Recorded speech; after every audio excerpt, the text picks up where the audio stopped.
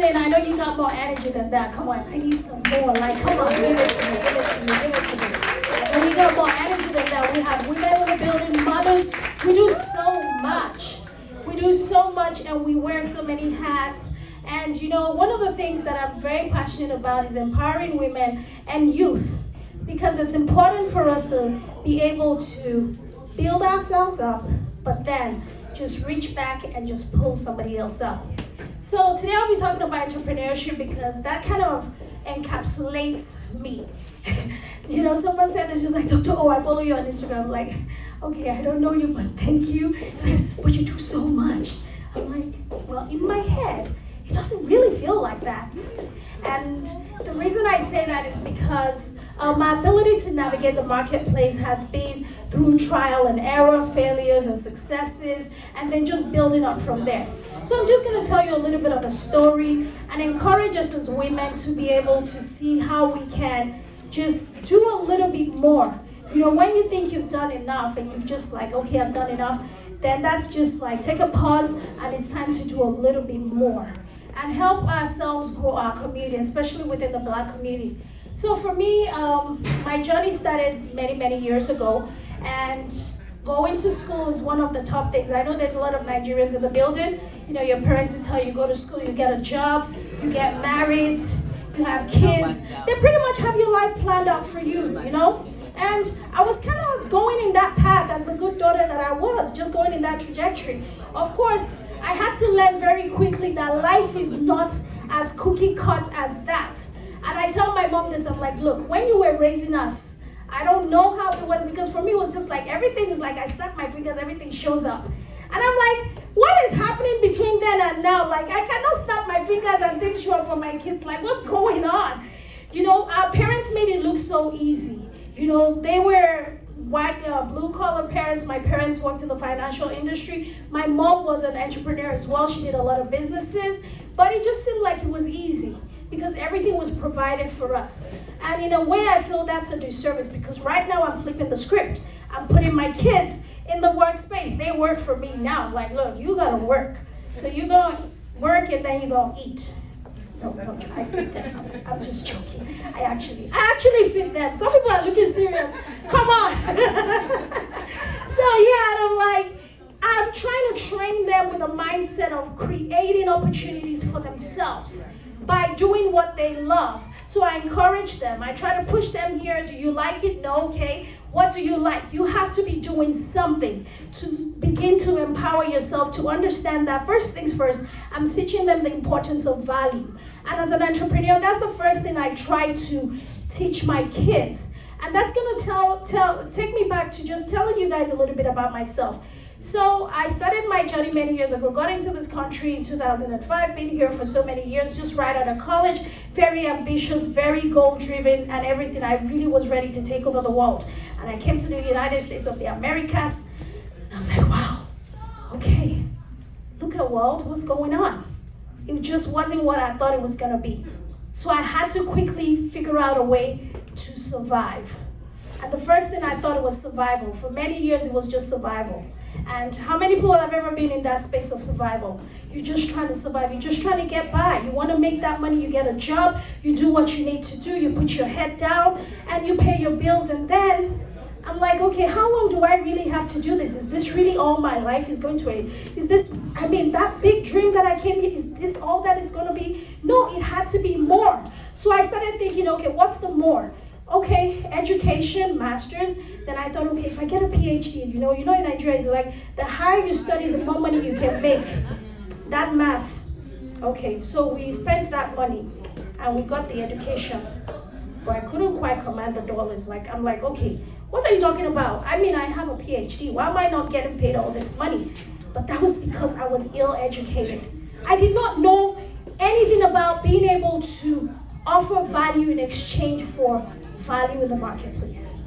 I thought all I had to do was get this qualifications and be entitled because someone's gonna pay me this money for being this doctor, right? No, nobody was trying to pay me nothing. So I figured out, okay, what's the next move?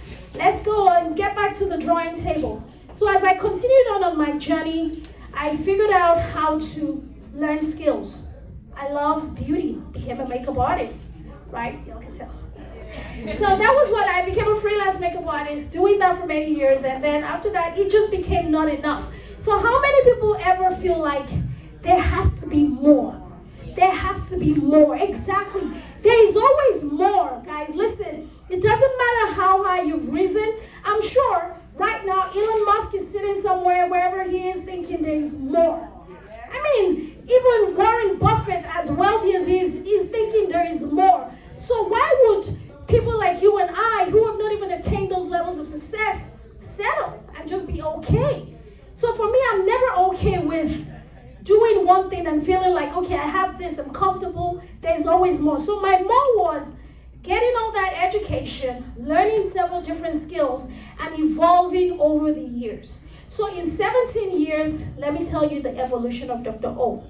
From Oyinkansola, came in here, makeup artist, went to school, master's, PhD, became a teacher, taught middle school. Those kids would drive you crazy. I love them, but Jesus, that was one of the most interesting. Those were some of the really formative years of my life as an adult, because they taught me so much about myself, and then evolved from there to becoming a full-time entrepreneur.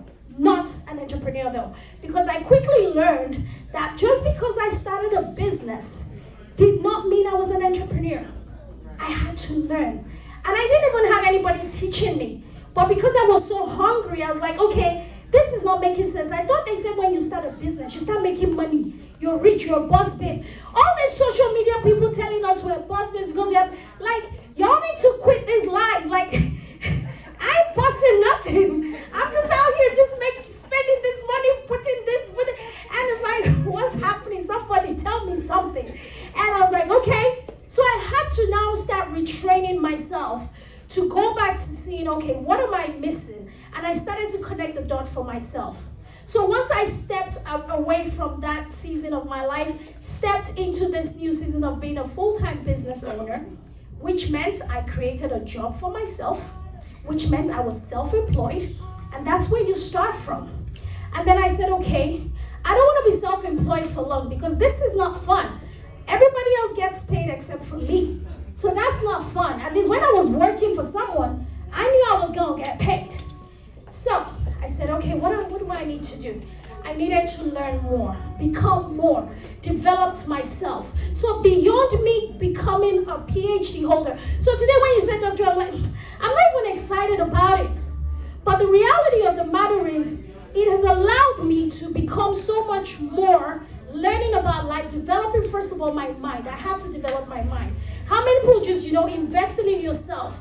So one thing that I'm going to tell you is, I understood while I was in that process of becoming more, learning more, developing, personal development was a huge part. So while I had the formal education, now I had to go back to school, the school of the streets, personal development. I invested in conferences, I invested in so many things, books, wrote a few books afterwards, and I was like, okay, now I've arrived, Mom, I did it, okay. And I understood that in order for you to command the value that you think you deserve, it's not because you're asking for it, and it's not because you're actually offering a service that commands that value. It's actually because you have become the person who deserves to have that thing. So that's where my mind had to shift to saying, even as a makeup artist, even now, I still do makeup. I'm a medical aesthetic professional. I'm an educator. I train, I coach. I'm a public speaker. I'm an MC. I host events. I'm an inventor of products and things like that. I've done all of those things. But then now I know that I truly deserve to have a certain value for what I'm offering in the marketplace. And it doesn't really matter what anybody else has to say. So now I evolved from being a business owner to being a manager in my business, whereby I have people working for me. So you guys see, for you young ladies in the building, understand this. When you start a business, you're not an entrepreneur yet, because I really need to define that. You're a business owner. That means you're self-employed. When you start to have other people come in, build a team around yourself, handle different things, so you're no longer the social media person, the accountant, the service provider and all that. You have someone doing those things. Now you're a business owner. You manage that team. Now, when you now scale your business and you take it to the level where you're making enough money, you have enough clientele, you have enough demand for your products, you've gained the know, like, and trust and all of that good stuff, now you figure out a way to scale yourself out of that business so that now the business can run successfully without you. And that's when you really begin to call yourself an entrepreneur. So that's why I felt like this is a good topic for us to understand as a people, to know that entrepreneurship is not just because you start a business and you start offering a service. It takes different steps. And for us to understand how to really put systems and structures in place. My people, and I can say this freely, my village people, my black people, my Africans, my African Americans, my village families, all my people, we typically, on average, do not structure ourselves properly in business. We just want to get out there. I have something to sell. I have something to offer. We don't register businesses. We don't open business accounts. We don't get things in place that allows us to take advantage of things, the system put in place to help us grow. So that's where you see someone saying they have a store, and that's the one store they've had for 10 years, for 15 years, for 20 years. And then they've been the same person running that store, doing that business by themselves for all of those years. I'm not saying it's a bad thing. If that's how far your vision can carry you, good. But I believe there's always more. And that's why there's a financial wealth divide in this society. It's not because America says somebody can get it, somebody cannot get it. So I'm not one of those people that say, oh, some people have access to the money. No, everybody literally has access to the money. Seriously. We just need to educate ourselves. And not just educate ourselves, educate our children. Begin to position ourselves. Learn about life insurance. Learn about credit like Miss Christie just taught you guys. You guys, that was amazing. Y'all give it up for Miss Christie. Y'all give it up for her. Because you don't even know how important it is for you when you're in business so that you have good credit. Do you know how much money you can get access to and grow and scale and literally build wealth and just, 5-year plan. That's all you need, literally, with a good information. So we need to really begin to do more within our community to build successful businesses, thriving structures and systems, and the most important thing, let's build a culture of educating ourselves. See, let me tell you one thing as I round up. If you give me information, it does not mean that that information is going to change my life. And automatically I'm going to become the next Bill Gates.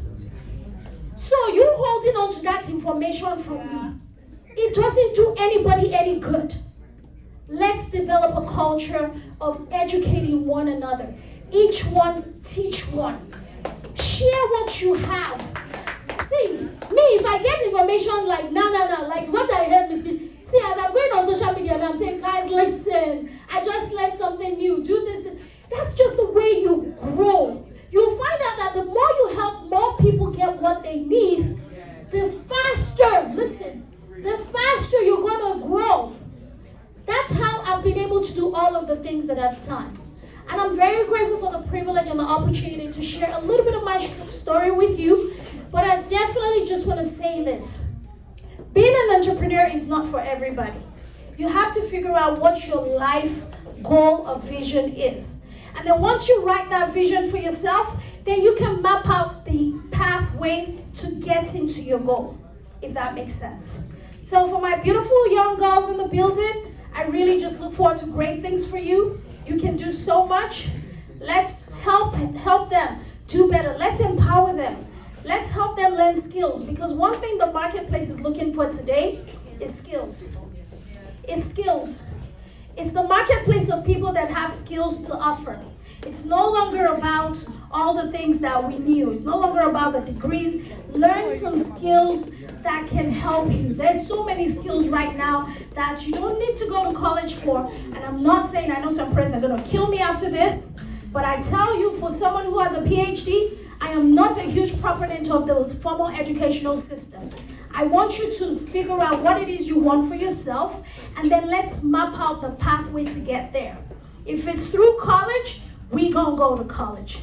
If it's through acquisition of skills and getting other forms of education, then that's what we're going to go to. The bottom line is we need to build wealth in our community, we need to grow strong families, and we need to take that wealth and throw it into the next generation. That's what the Jews are doing, the Chinese are doing, the Indians are doing. What are we doing? Let's start doing it as Black people. We deserve it. We are one of the most educated people. We are some of the smartest people in the world. So literally, rather than us, and when we started the International Women's Month and people were like, equity, I was like, I love the equity conversation, but I'm wanting us to move forward from that. Equity to what? What are we? We're equal, literally. Now let's move forward to the next step. Let's start looking at some of the things that we're doing so that way we can begin to build the next generation. Thank you so much. My name is Dr. Oyinkansola.